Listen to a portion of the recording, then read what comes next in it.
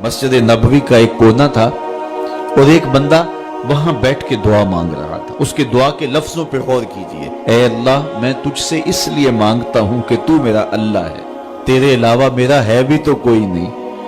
तो ये वो दुआ मांग रहा था और मस्जिद नबवी के कोने में बैठा था। हुजूर ने देखा तो एक सहाबी से कहा, वो जो दुआ मांग रहा है उसको जाके बता दो तुम्हारी दुआ कबूल हो गई है। वो मांग इस ढब से रहा है। तो ये दुआ अपने रब से न्याज है, दुआ खुद इबादत है। जब तुम्हारी जरूरतों का कफील वो है तो फिर उससे नहीं मांगेंगे तो किससे मांगेंगे। और जब उससे बंदा मांगता है तो फिर वो मांगने वाले की लाज भी रखता है। इन्ना रब्बकुम हय्युन करीमुन यस्तही मिन अब्दिही इज़ा रफ़अ यदैहि अन यरुद्दहुमा सिफ़रा। तुम्हारा रब हया करने वाला करीम है। जब बंदे उसके सामने हाथ फैला के दुआ मांगते हैं, अल्लाह फरमाता है मुझे शर्म आती है उनके उठे हुए हाथ खाली कैसे मोड़ो। जब उन्होंने मुझसे मांगा है तो मैंने भी ना दिया तो कौन देगा।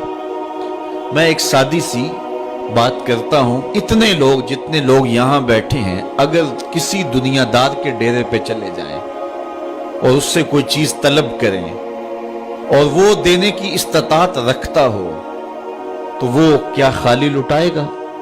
वो कहेगा इतने लोग आगे हो तो डेरादारी की शान के खिलाफ है कि मैं इनको खाली लुटाऊं। तो जब ये दुनियादार खाली नहीं लुटाता तो रब कैसे खाली लुटाएगा। जब बंदे उसकी दहलीज पे चल के आ जाएं तो वो बंदों की जरूरतों का कफील है और उनके हर दर्द को जानता है और उनकी जरूरतों को पूरा करता है। उलमा ने कहा दुआ हर सूरत कबूल होती है। या तो ये है कि फौरन कबूल हो जाती है, जो मांगा फौरन मिल गया, और कभी ऐसा होता है कि फौरन नहीं मिलता, हिकमत होती है और फौरी देना मुनासिब नहीं होता तो उसको फौरी नहीं दिया जाता, लेकिन दुआ बाद में कुछ अरसे के बाद उसकी डिमांड पूरी कर दी जाती है। और कभी ऐसा होता है ना फौरी दिया जाता है ना बदेर दिया जाता है, उस दुआ को जखीरा कर लिया जाता है और हशर के दिन उसका बदला दिया जाएगा। और रिवायत में आता है हशर के दिन